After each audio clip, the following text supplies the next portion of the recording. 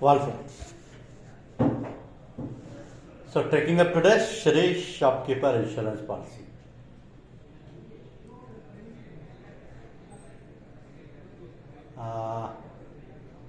You want both mix Hindi English or English with you? Mix sir, Hindi English. Mix. Okay. Hindi English sir. ठीक है। तो Shri shopkeeper insurance policy एक ऐसी common policy है जिसको आप ऑलरेडी बेच भी रहे हैं और ऑलमोस्ट हर जनरल इंश्योरेंस कंपनी में ये पॉलिसी आपको मिल जाएगी शॉपकीपर इंश्योरेंस के नाम से। लगभग सभी जनरल इंश्योरेंस कंपनीज इसको पैकेज पॉलिसी के फॉर्म में बेचती हैं। उसकी बहुत अच्छी और बहुत क्लियर सी वजह है कि हर दुकानदार को इतना टाइम नहीं होता कि वो 8-10 प्रपोजल फॉर्म भरता रहे और अलग अलग डिस्क के लिए अलग अलग पॉलिसी लेता रहे। तो सभी ये प्रेफर करते हैं कि एक ही पॉलिसी मिल जाए जिसमें जितने भी उनसे रिलेटेड सेक्शन हो उनको सेलेक्ट कर सकें और उनको ये फ्लेक्सिबिलिटी रहे कि पॉलिसी को कस्टमाइज कर सकें। ये कंसेप्ट भी बहुत अच्छा है क्योंकि सारी जनरल इंश्योरेंस कंपनियां इसको प्रेफर करती हैं, इसलिए कोशिश भी करती हैं कि इस पॉलिसी में ज़्यादा से ज़्यादा सेक्शन डाले जाएं। उसका रीज़न ये है कि आप मार्केट में देखें कि हर तरीके की शॉप होती है, कपड़े की, ज्वेलरी की, शूज़ की, बुक्स की, टॉयज़ की। तो अलग अलग शॉप अलग अलग प्रोडक्ट के हिसाब से अलग अलग रिस्क कवरेज भी होते हैं। तो जितने ज़्यादा से ज़्यादा सेक्शन पॉसिबल हो सके इस पॉलिसी में क्लब किए जाते हैं क्योंकि हर रिस्क के लिए एक अलग पॉलिसी है और जितनी ज़्यादा पॉलिसीज को आप क्लब कर देंगे उतने ज़्यादा इस पॉलिसी में सेक्शन बन जाएंगे। अब हर पैकेज पॉलिसी की कंडीशन होती है कि एक सेक्शन मैंडेटरी कर दिया जाता है, फायर सेक्शन, जो कि नॉर्मली पहला होता है, और बाकी मिनिमम 2 सेक्शन या 3 सेक्शन की रिक्वायरमेंट साथ में रखी जाती है। उससे कस्टमर को भी बेनिफिट होता है कि पहला सेक्शन फायर इंश्योरेंस तो उसको लेना ही लेना है, उसके साथ में कोई भी एक सेक्शन या 2 सेक्शन जो भी पॉलिसी की रिक्वायरमेंट है उसके हिसाब से सेलेक्ट किए जा सकते हैं। लेकिन अगर पॉलिसी में 14 सेक्शन या 15 सेक्शन या इससे भी ज़्यादा सेक्शन है तो इसका मायने है कि कस्टमर को इतनी फ्लेक्सिबिलिटी दी गई है कि वो पॉलिसी को अपने हिसाब से कस्टमाइज करके जितने उसके सेक्शन की रिक्वायरमेंट है उतने सेक्शन ले। ये डिपेंड करता है कि उसके नेचर ऑफ बिजनेस के हिसाब से उसकी क्या रिक्वायरमेंट है और क्या उसकी अफोर्डेबिलिटी है, क्योंकि नेचर ऑफ बिजनेस पर डिपेंड करेगी नीड। हमारे कोई सर्विस प्रोवाइडर है, जैसे कोई हलवाई है या बेकर है, तो उनको सब कुछ वहीं बनाना है, वहीं रहना है, वहीं सेल करना है, तो उनकी फ्रीक्वेंट टूरिंग नहीं होगी। टूरिंग नहीं होगी तो उनको बैगेज इंश्योरेंस जैसी पॉलिसी नहीं चाहिए, तो उस सेक्शन को वो इग्नोर कर सकते हैं। तो डिपेंड करता है कि किस नेचर ऑफ बिजनेस की क्या रिक्वायरमेंट है। तो सबसे पहले इस पॉलिसी को समझ लें कि हमारी पॉलिसी में क्या है और उसको कोई भी कस्टमर कैसे सेलेक्ट कर सकता है। तो ये तो क्लियर है आपके माइंड में, Shri shopkeeper package insurance policy का नाम है। अब किसी भी शॉपकीपर के किसी भी चीज़ की शॉप हो, लेकिन ये पॉसिबिलिटी ये रहती है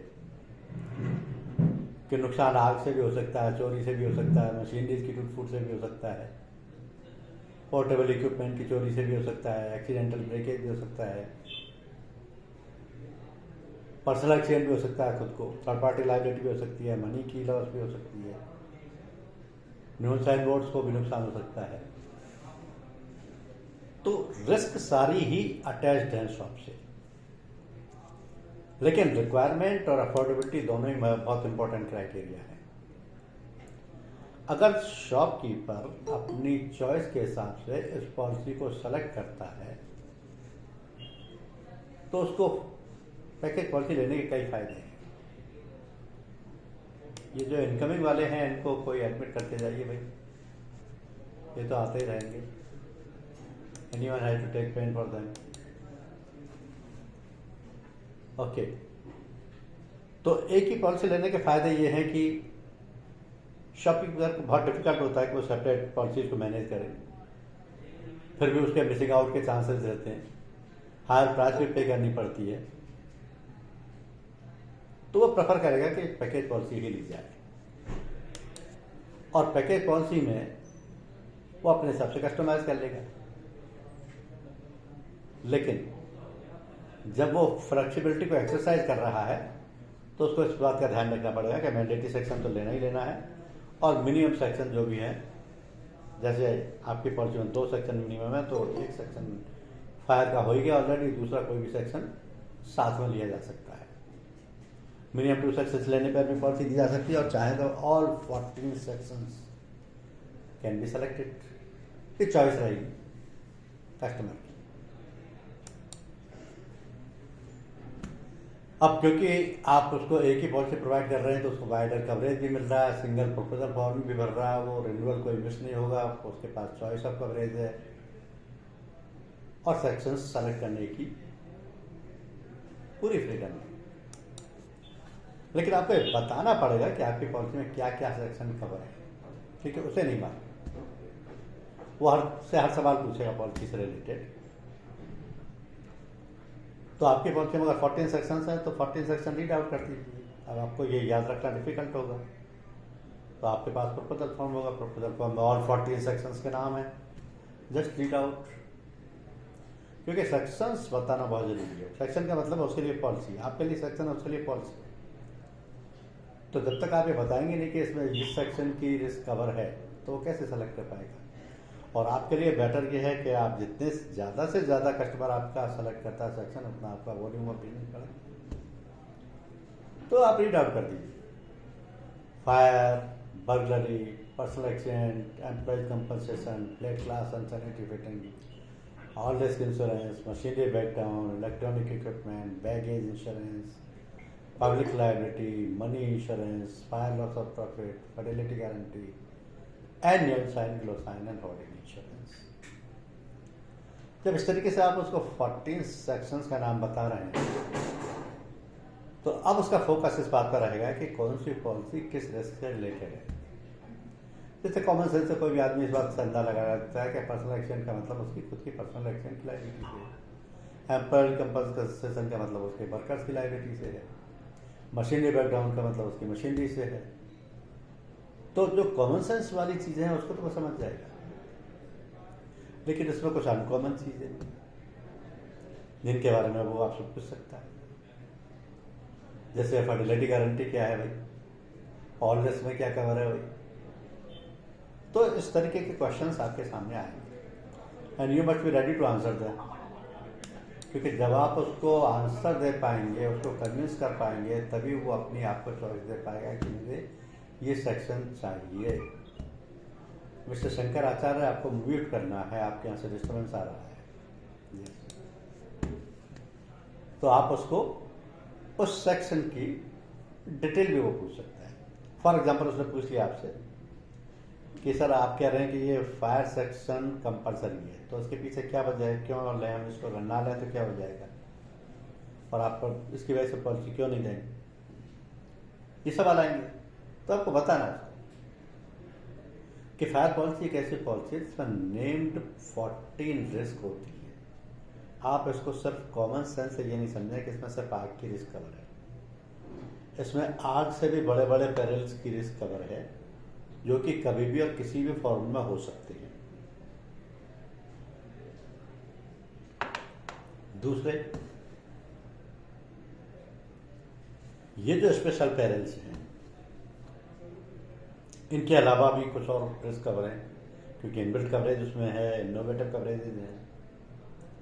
तीसरे, जो भी आपका शॉप में सबसे ज़्यादा पैसा जिन चीज़ों में लगा है, उन सब चीज़ों की रिस्क इस फायर सेक्शन पॉलिसी में कवर हो जाएगी। फॉर एग्जाम्पल, आपका सबसे ज़्यादा पैसा शॉप में या शॉप की बिल्डिंग में लगा है, प्लांट एंड मशीनरी जो भी इसमें फिटिंग्स हैं उसमें लगा है, फर्नीचर फिक्चर्स में लगा है, और स्टॉक में लगा है। और ये चारों ही चीज़ें इस पॉलिसी में कवर हो रही हैं। इसलिए ये पॉलिसी तो, ये सेक्शन तो हो गया मैंडेटरी।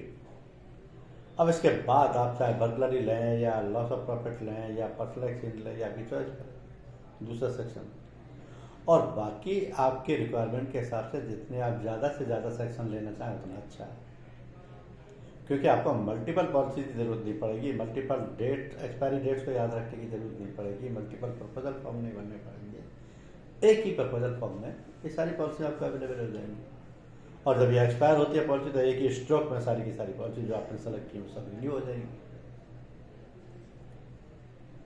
ये कंफर्ट आपको एक्सप्लेन करना होता है, ये आपकी मार्केटिंग इस पर डिपेंड करता है, क्योंकि शॉपकीपर को अगर आप ये एक्सपेक्ट करते हैं कि इसको इंश्योरेंस नॉलेज होगी तो आप गलत एक्सपेक्ट करते हैं, क्योंकि अगर इनको इंश्योरेंस की नॉलेज होती तो ये सारे शॉपकीपर इंश्योरेंस की पॉलिसी लेकर बैठे होते। अभी तो पोजीशन ये है कि आप 100 दुकानदारों से बात करेंगे तो उनमें से 10 भी अगर निकल आए जिनके पास बीमा है तो बहुत बड़ी बात होगी। तो ये जो 90 लोग जिनके पास पॉलिसी नहीं है, इससे ज़्यादा भी हो सकते हैं, ये वो लोग नहीं है जिनकी अफोर्डेबिलिटी नहीं है या जो पॉलिसी खरीदना नहीं चाहते हैं सब, क्योंकि इनका तो फुल टाइम जॉब यही है, इनका पूरा पूरा इन्वेस्टमेंट यही है, इनकी ब्रेड एंड बटर यही है, इनकी पूरी फैमिली का सर्वाइवल इसी पर डिपेंड करता है। तो पॉलिसी तो इनको भी चाहिए, लेकिन क्योंकि इनको इंश्योरेंस की ABCD नहीं आती, इनके पास इतना टाइम नहीं है कि इंश्योरेंस कंपनी के चक्कर लगाए। जब आप जैसा कोई जेंटलमैन इनके पास पहुंचता है तो इनको बड़ा अच्छा लगता है, आपको 5-10 मिनट इनको देते हैं तो 10 तरीके के सवाल पूछते हैं, इनकी क्वेरीज साइलेंट होती हैं, ये सेटिस्फाई होते हैं तो आपको प्रपोजल भी देते हैं। तो जब आप इस तरीके से उनको एक्सप्लेन करेंगे कि फायर सेक्शन इसलिए मैंडेटरी है कि इसमें आपके जितने भी ज़्यादा से ज़्यादा इन्वेस्टमेंट हैं जिन चीज़ों में वो सबका इंश्योरेंस हो गया, और बाकी आप 13 सेक्शंस में से कोई भी सेक्शंस अपनी चॉइस से सेलेक्ट कर लीजिए। इसके अलावा इन 13 सेक्शंस में से जितने लेना चाहें उतने सेलेक्ट कर लीजिए। हर सेक्शन का प्रीमियम अलग है, हर सेक्शन में रिस्क अलग अलग कवर है, हर सेक्शन अपने आप में एक इंडिपेंडेंट पॉलिसी है, लेकिन क्योंकि इन सबको मिला करके एक पॉलिसी बनाई गई है तो अभी आपके लिए सिर्फ एक सेक्शन है। इतना डिटेल में आप उसको समझाइए। अब वो जानना ये भी चाहेगा कि आप कह रहे हैं साहब इसमें फायर पॉलिसी में 14 पैरल कवर्ड है, तो वो क्या है? क्योंकि फायर तो एक कॉमन पैरल है, आपने फायर पॉलिसी बोल दिया तो उसने अंदाजा लगा लिया फायर की रिस्क में कवर्ड है। फायर के खुद के भी बहुत सारे तरीके हो सकते हैं।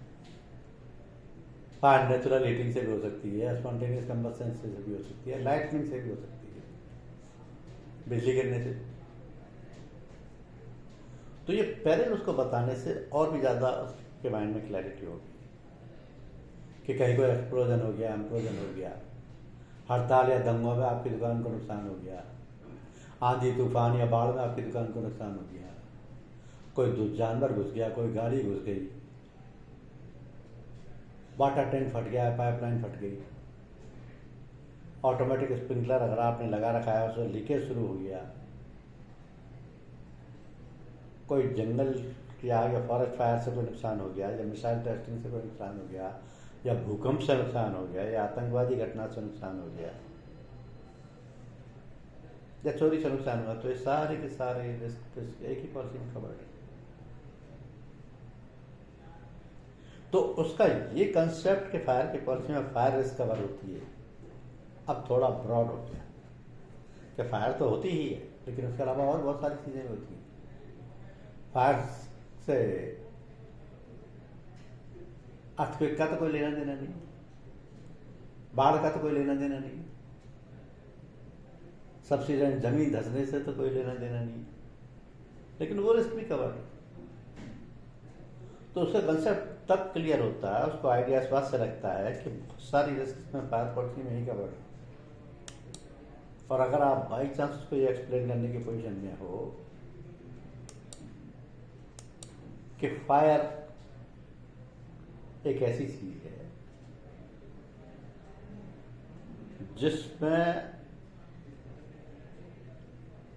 किसी भी तरीके के आइटम को, चाहे वो हार्ड हो, सॉलिड हो, लिक्विड हो, केमिकल हो, अगर हीटिंग टेम्परेचर उसका आ गया है और उसको ऑक्सीजन मिल गई तो सारी फैल चली गई। इसी तरीके का नुकसान लाइटनिंग से भी हो सकता है, बिजली गिरने से। अब बिजली गिरने का कोई स्विच तो होता नहीं जो उसको आप ऑन ऑफ कर दो। अगर ये गिरनी है तो गिरेगी, और उसका कोई भी अंदाज़ा नहीं लगा सकता कि कितने आदमी मरेंगे, कितनी प्रॉपर्टी का नुकसान होगा, कितने जानवर मर जाएंगे, कितनी तबाही होगी। नोबडी नोस, क्योंकि एक डिवाइन पेरिल है, दैवीय पेरिल है, एक्ट ऑफ गॉड है। इसी तरीके से आसपास कहीं कोई एक्सप्लोजन या इम्प्लोजन हो गया, बम, चाहे अंदर की तरफ फटे या बाहर की तरफ फटे, और उसको दुकान का नुकसान हो गया, तो वो रिस्क भी कवर्ड है। एयरक्राफ्ट डैमेज, अब कोई दुकानदार कभी लाइफ में सोचेगा कि उसकी दुकान के ऊपर कोई हवाई जहाज या हवाई जहाज का मलबा या हवाई जहाज का सामान उसकी दुकान पे आके गिरेगा और उसकी दुकान तबाह हो जाएगी? कोई मतलब सपने में भी नहीं सोचता ऐसी चीज। लेकिन अगर होता है तो कोई इनकार भी नहीं कर सकता, क्योंकि जब जो चीज होनी है वो होके रहती है। तो एयरक्राफ्ट डैमेज की रिस्क भी कवर। हड़ताल, दंगे और मैलिशियस डैमेज यानी दुर्भावनापूर्ण कृत्य, ये तो बड़ी कॉमन चीजें हैं, और ये 50 कारणों से होती है। दंगे कल तो स्टूडेंट्स की कोई रैली निकल रही है उसमें ये हो गया, कोई फेस्टिवल की धार्मिक यात्रा निकल रही है उसमें हो गया,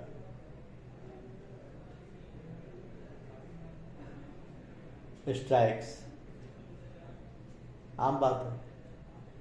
स्टूडेंट्स भी बैठ जाते हैं, एम्प्लॉयज भी बैठ जाते हैं, नेता भी बैठ जाते हैं स्ट्राइक पे, और जब उसकी फॉर्म एग्रावेट होती है तो फिर वो वायलेंस में भी चेंज हो जाती है, डैमेजेस में भी चेंज हो जाती है। दुर्भावना से कोई कभी भी नुकसान कर ही सकता है। फिर एक्ट ऑफ गॉड, जो कि जिनको डिवाइन पेरिल या दैवीय कृत्य बोलते हैं, वो प्राकृतिक आपदाएं हैं जिनके बारे में तो भगवान के अलावा कोई नहीं जानता, क्योंकि मेट्रियोलॉजिकल डिपार्टमेंट भी जो फोरकास्ट करता है उसकी 50% फोरकास्ट भी अगर सही हो जाए तो बहुत बड़ी बात होती है, क्योंकि उसको साइंटिफिक मेजरमेंट से वो डिक्लेयर करता है, प्रिडिक्ट करता है। अब वो हो ना हो ये तो सब नेचर पर डिपेंड है। तो आंधी का आना, बाढ़ का आना, तूफान का आना, बवंडर का आना, ये सब एक्ट ऑफ गॉड। लेकिन जब ये आते हैं तो भयानक तबाही मचा देते हैं, और कभी भी ऐसा नहीं होता कि इनसे किसी एक दुकान को नुकसान हो, पूरा की पूरा एरिया, बाजार या शहर भी तबाह हो सकता है। अलग अलग फॉर्म में हो सकते हैं। आमतौर पर अपन क्या मान लेते हैं कि बाढ़ से नुकसान हुआ तो ज़्यादा बारिश आ गई, ऐसा बिल्कुल नहीं है। कहीं की पाइपलाइन फट जाए तो बाढ़ आ सकती है, कहीं कोई बाढ़ डैम टूट जाए तो बाढ़ आ सकती है, कहीं कोई ओवर रेन हो जाए तो बाढ़ आ सकती है, कोई नदी ओवरफ्लो हो गई तो बाढ़ आ सकती है। तो चीज़ों के कारण बहुत सारे हो जाते हैं। Impact damage,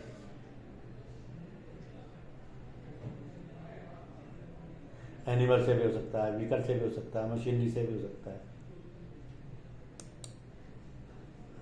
subsidence, landslide and रॉकस्लाइड, अब ये ऐसे वर्ड हैं जिनको नॉर्मली लोग मतलब जानने की भी कोशिश नहीं करते। जमीन के धंसने को बोला जाता है सब्सिडेंस।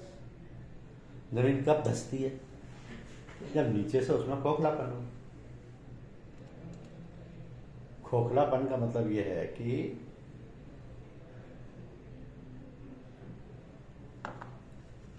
सॉलिड नहीं हो। जैसे कहीं कोई पहले कुआं था या मिट्टी बैठ गई पर बरसात में,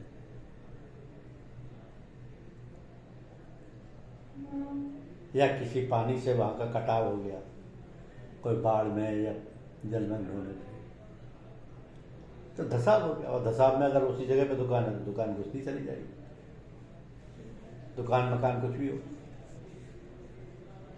लैंडस्लाइड भी हो सकता है इस तरीके से, रॉक स्लाइड भी हो सकता है, ये भी डिस्कवर है। बस स्टैंड ओवरफ्लो होगा, पाउडर टैंक भी हो सकता है। ज़्यादातर खाने पीने की दुकानों पे या शोरूम्स में सब जगह आपको ऊपर टैंक्स फिटेड मिलेंगी, क्योंकि पानी सब कुछ ही होता है। हाथ धोने के लिए भी, पीने के लिए भी, बनाने के लिए भी, सब काम होता है। और पानी इतनी पावरफुल चीज़ है कि जब अपने फ्लो में होता है तो पाइप को भी फाड़ देता है, टैंक को भी फाड़ देता है। तो बस्ट भी हो सकता है, ओवरफ्लो भी हो सकता है, लीकेज भी हो सकता है। नुकसान तो होगा। मिसाइल टेस्टिंग, कॉमन सेंस से कभी भी कोई भी, हम तुम भी ये नहीं सोचेंगे कि कभी मिसाइल हमारे घर को या दुकान को या ऑफिस को नुकसान कर सकती है। बहुत रिमोट पॉसिबिलिटी होती है, 99% नहीं के बराबर। लेकिन वो जो 1% है जो अनसर्टेनिटी है, वही कभी कभी ऐसी सिचुएशंस दिखा देता है।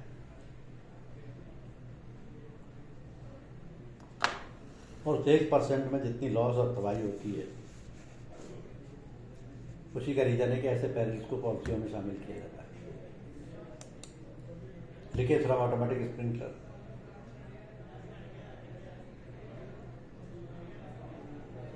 ये कुछ ऐसी सिचुएशन है कि चौबेजी छब्बेजी बनने गए और दुब्बेजी रह गए। यानी अपनी सेफ्टी के लिए कि दुकान में कहीं आग नहीं लग जाए, फायर स्प्रिंकलर लगवा दिए कि अगर आग लगेगी तो स्विच ऑन करेंगे, इसमें से पानी के फव्वारे निकलेंगे, फाउंटेन निकलेगा, उससे आग तुरंत बुझ जाएगी। अब लगवा तो दिया, साल भर हो गया, 2 साल हो गया, 3 साल हो गया, मेंटेनेंस आप उसकी करनी है।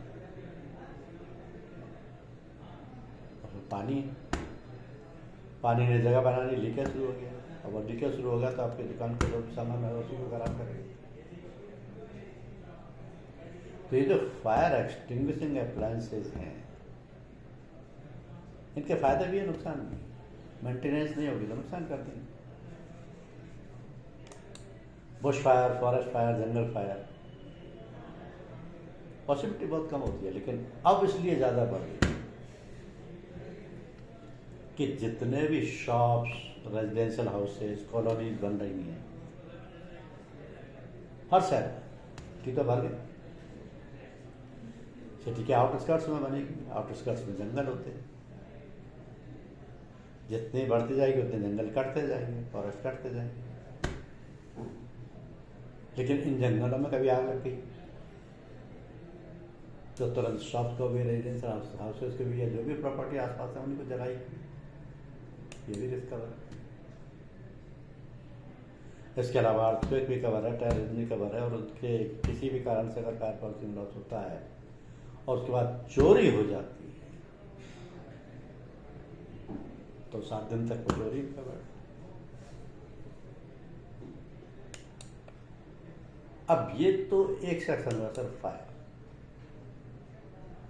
पॉलिसी, का दूसरा सेक्शन है बर्गलरी। बर्गलरी को लोग आमतौर पर ये समझते हैं कि ये भी चोरी है, लेकिन ये चोरी से अलग है। हालांकि ये क्राइम है, थेफ्ट भी क्राइम है, ये भी क्राइम है। अगर ऐसा होता है तो इसकी पुलिस रिपोर्ट भी दर्ज करानी होती है, पुलिस तफ्तीश भी करती है, बर्गलर पकड़ा भी जाता है, लेकिन कोई गारंटी नहीं कि उससे बरामद भी हो। क्योंकि बर्गलर वो व्यक्ति है जो कि ताला तोड़ के, दरवाज़ा तोड़ के, लॉक तोड़ के आपके बका शॉप के या शोरूम के अंदर घुसता है और सामान ले जाता है।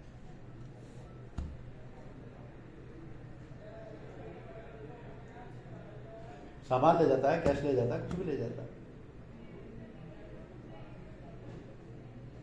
आपने FIR भी दर्ज करा दी, पुलिस ने तफ्तीश भी की, पुलिस ने उसको अरेस्ट भी कर लिया, लेकिन फिर भी कोई गारंटी नहीं कि बरामद हो जाए।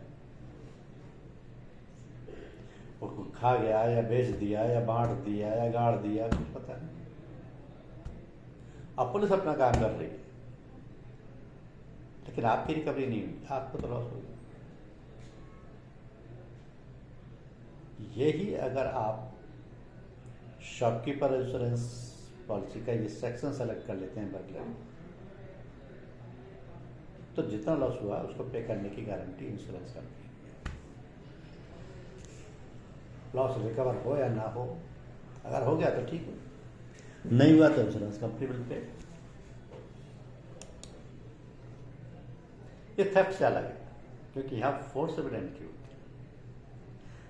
पॉलिसी में देखा जाए तो बर्गलरी सेक्शन में थेफ्ट कवर्ड नहीं है। ये थेफ्ट एक एड ऑन है। इसलिए उसको एक्स्ट्रा प्रीमियम दे करके कवर कराया जा सकता है। नेक्स्ट सेक्शन है पर्सनल एक्सीडेंट। अब मेरा कोई बहुत बड़ा शोरूम है,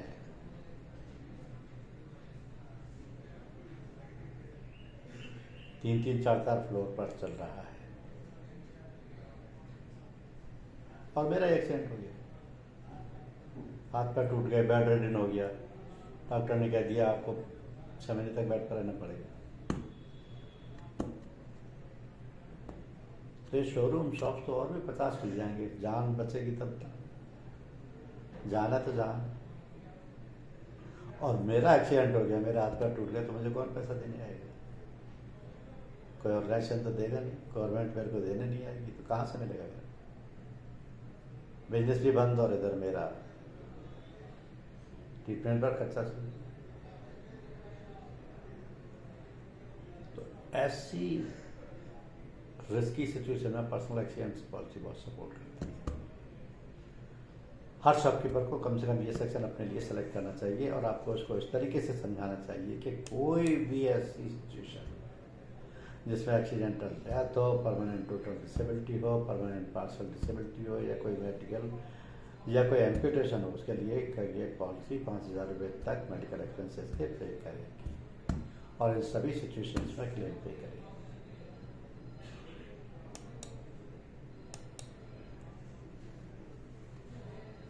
then employ compensation insurance. Personal accident तो खुद के लिए हो गया, दुकानदार चाहे तो अपने एम्प्लॉयज के लिए भी ले सकता है, लेकिन एक और स्टैट्यूटरी लायबिलिटी है, वो है वर्कर्स की। क्योंकि वर्कर को, लेबर को या सर्वेंट को कुछ हो गया, तो वो लायबिलिटी है पर एम्प्लॉय कंपनसेशन एक्ट डिसाइड होगी, और उसमें जितना अमाउंट बनता है उतना ही पे करना पड़ेगा, 1 रुपया कम ना 1 रुपया ज़्यादा, क्योंकि वो कानूनी लायबिलिटी है। तो उससे बचने के लिए शॉपकीपर को अपने एम्प्लॉयज के लिए इंश्योरेंस भी लेना होता है।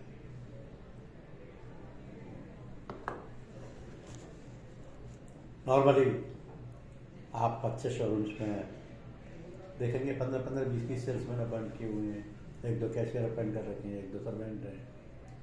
अब इतने लोग जब आपके यहाँ कर रहे हैं काम, और किसी को कुछ भी हो जाता है पूरे साल में,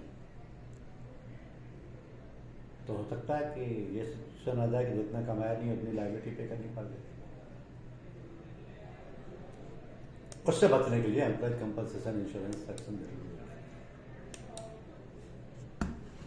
फिर आता है प्लेट क्लास और सैनिटरी फिटिंग। अब आप मार्केट में निकलते हैं, देखते हैं कि 50% से ज़्यादा शॉप्स या शोरूम ऐसे हैं जिनमें कि प्लेट ग्लास का बाहर का गेट बना हुआ है, जिससे बाजार में चलते चलते आपको अंदर का सब कुछ दिखाई दे रहा है। चाहे ज्वेलरी का शोरूम हो, या गारमेंट का शोरूम हो, या व्हीकल ऑटोमोबाइल्स का शोरूम हो, या फुटवेयर का शोरूम हो, या कॉस्मेटिक्स का शोरूम हो, नॉर्मली प्लेट ग्लासेस फिटेड मिलते हैं।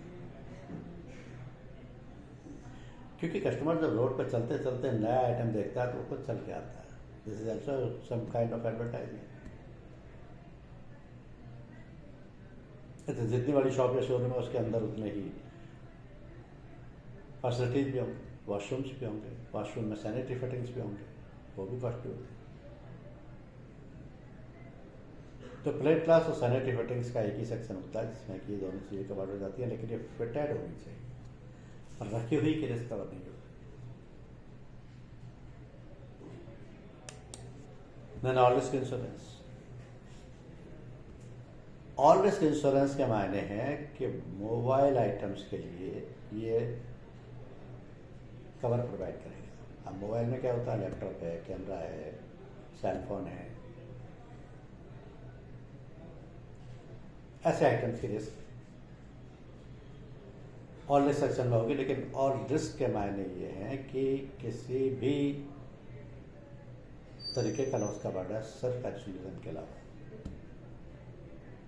अब एक्सक्लूजन्स बड़े स्पेसिफिक होते हैं, क्योंकि ज़्यादातर ये चीज़ें यूज और वियर एंड टियर से नुकसान करते होते हैं।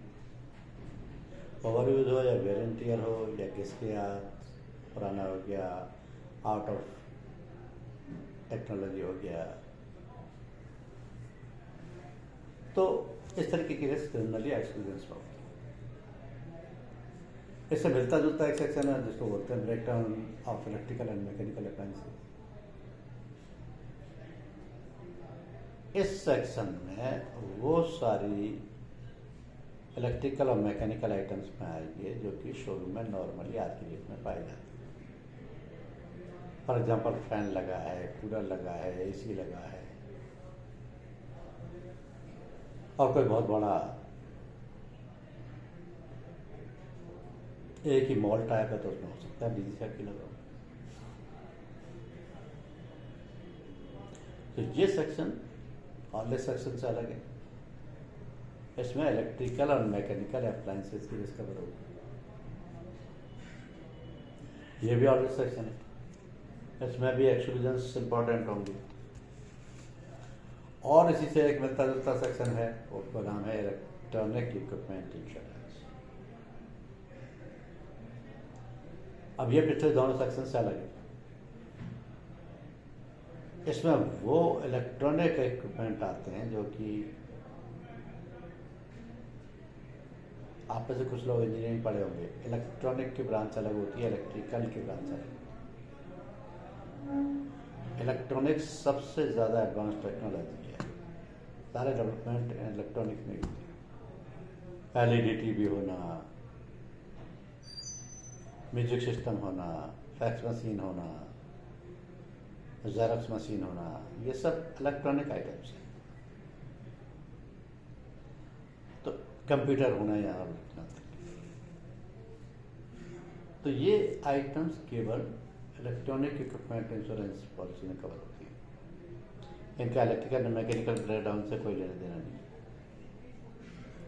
और फॉर एग्जाम्पल आपने किसी शॉप का बीमा किया और उसमें दो कंप्यूटर हैं जो कि बिलिंग के लिए काम आए, तो कंप्यूटर का भी बीमा कराएंगे फिर आप। तो जब आप कंप्यूटर का बीमा कर रहे हैं तो उसके साथ उसका सीपीयू भी होगा, कीबोर्ड भी होगा, मॉनिटर भी होगा, प्रिंटर भी होगा, स्टेबलाइजर भी होगा, सॉफ्टवेयर भी होगा। ये सब चीज़ें ऑटोमेटिक इलेक्ट्रॉनिक इक्विपमेंट इंश्योरेंस में आ जाएगी। फिर आता है बैगेज इंश्योरेंस। बैगेज इंश्योरेंस की जरूरत सिर्फ वहाँ पड़ती है जहाँ पर कि शॉपकीपर फ्रीक्वेंटली ट्रैवल करता हो। कभी तगादे के लिए जाना है, कभी नए बाल के लिए ले जाना है, कभी मीटिंग के लिए जाना है, कभी शेयर प्रमोशन के लिए जाना है, तो फ्रीक्वेंटली ट्रैवल तो होती है, लेकिन हर एक तरीके के बिजनेस में नहीं होती। जिन शॉप्स में इसकी ज़रूरत पड़ती है वही शॉपकीपर इसको लेते हैं। Then public liability. अब पब्लिक लायबिलिटी का ऐसा सेक्शन है जिसमें ना तो शॉपकीपर को पता होता है कि लायबिलिटी आ सकती है, ना कस्टमर को पता है, ना किसी भी थर्ड पर्सन को पता है। क्योंकि शोरूम्स 2 फ्लोर के, 3 फ्लोर के, 4 फ्लोर के हो सकते हैं। कोई कस्टमर परचेजिंग करके और नीचे आ रहा है और पैर स्लिप हो गया, कल तो पैर टूट गया, हाथ टूट गया, या खुद की डेथ हो गई, या सामान इसके ऊपर आ पड़ा, तो ऐसी सिचुएशन की liability public liability insurance act 1991 में कानूनी है, स्टैट्यूटरी है। और ये लायबिलिटी नो फॉल्ट लायबिलिटी होती है। ये नहीं देखा जाता कि फॉल्ट किसका है। अगर कोई बंदा मर गया है, कोई कस्टमर मर गया है, उसके हाथ पैर टूट गया तो उसको कंपनसेशन मिलेगा ही मिलेगा। फॉल्ट किसका है ये देखने की जरूरत।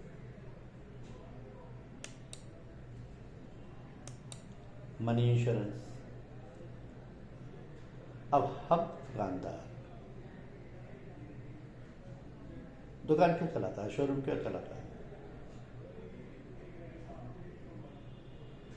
इनकम के लिए, प्रॉफिट के लिए। और वो इनकम और प्रॉफिट किस शेप में आए? मनी। वो मनी को कहाँ रखेगा? काउंटर में, सेफ में, बैंक में। तो इन सब जगहों पर क्या मनी सेफ हो जाएगा? अगर उसका कैशियर जा रहा है बैंक में जमा कराने और रास्ते में लूटपाट हो गई तो, या उसने सेफ में रख दिया, सेफ का ताला तोड़ के ले गए तो मनी भी इस पॉलिसी में एक सेक्शन है जिसको कस्टमर सेलेक्ट कर सकता है, क्योंकि मनी चाहे ट्रांजिट में हो या सेफ में हो, दोनों की रिस्क कवर है। बगलरी भी हो सकती है, रॉबरी भी हो सकती है, हाउस ब्रेकिंग भी हो सकती है, थेफ्ट भी हो सकती है, कोई आकस्मिक घटना से भी मनी का नुकसान हो सकता है। Non fertility guarantee. अब बड़े शोरूम्स में कैशियर भी रखे जाते हैं, मुनीम भी रखे जाते हैं, अकाउंटेंट भी रखे जाते हैं, जो कि 24 घंटे कैश से डील करते हैं।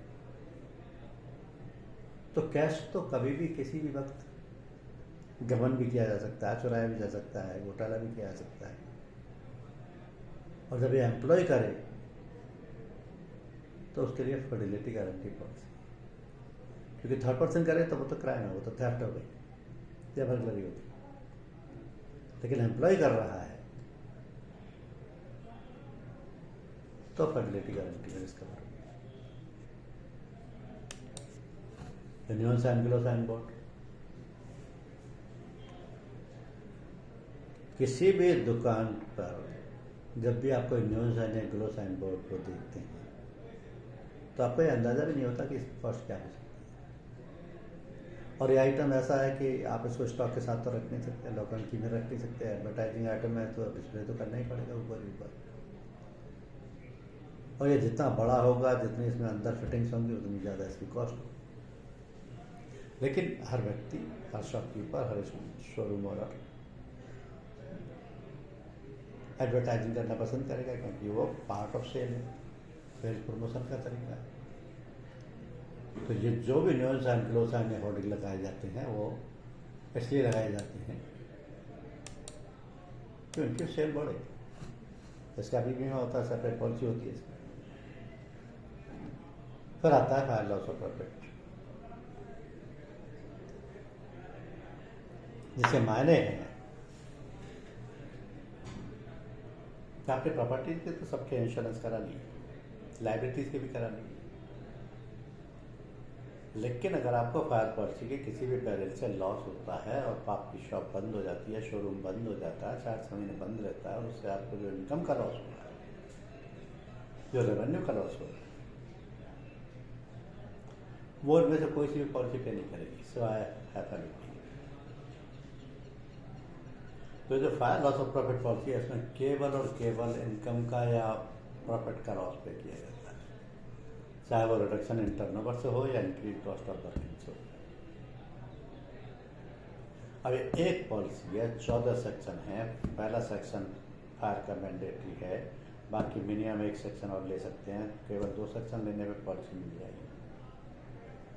आप 14 की 14 लेना चाहते हैं तो 14 की 14 लीजिए। नॉर्मली आपको ये तरीका ये अपनाना चाहिए कि बजाय 10 पॉलिसियाँ बेचें 2-2 सेक्शन वाली, इससे बढ़िया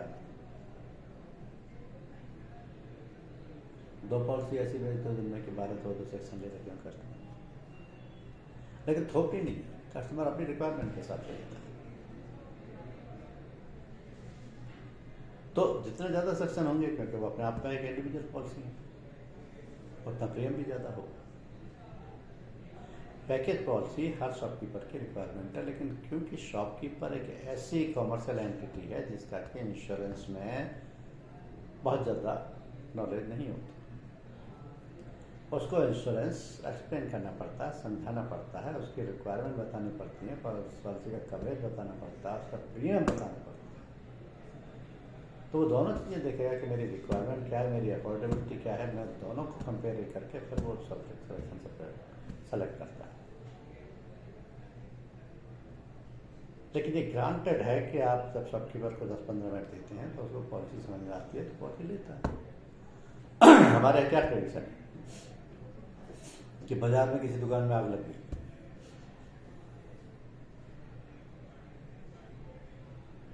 तो आसपास वाले सब अलर्ट हो जाएंगे, भैया इसकी तो दुकान ही जल गई है, तो धंधा ही खत्म हो गया, क्या करेंगे।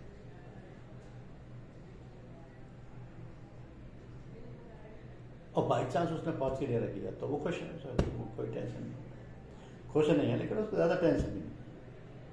उसे पता है कि इंश्योरेंस कंपनी मेरा क्लेम सेटल कर देगी, मेरी दुकान पर चलेगी, तब लोगों के समझ में आता है कि हाँ पॉलिसी लेनी चाहिए।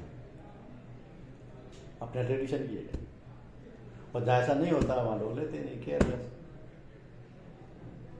मैं सिर्फ फायर का एग्जांपल इसलिए दे रहा हूँ कि ये नॉर्मली ज़्यादा होता है, वरना होने को तो दंगे भी हो सकते हैं, हड़ताल भी हो सकती है, बाढ़ भी आ सकती है, अर्थक्वेक भी हो सकता है, बहुत सारी चीज़ें। तो पॉलिसी सिंपल है, सेलेबल है, आप तो बैंक के थ्रू भी सेल कर सकते हैं, डायरेक्ट भी सेल कर सकते हैं, और कर ही रहे हैं ऑलरेडी। अब आप में से किसी को कोई भी क्वेश्चन पूछना है तो आप पहले पूछ सकते हैं। Any question?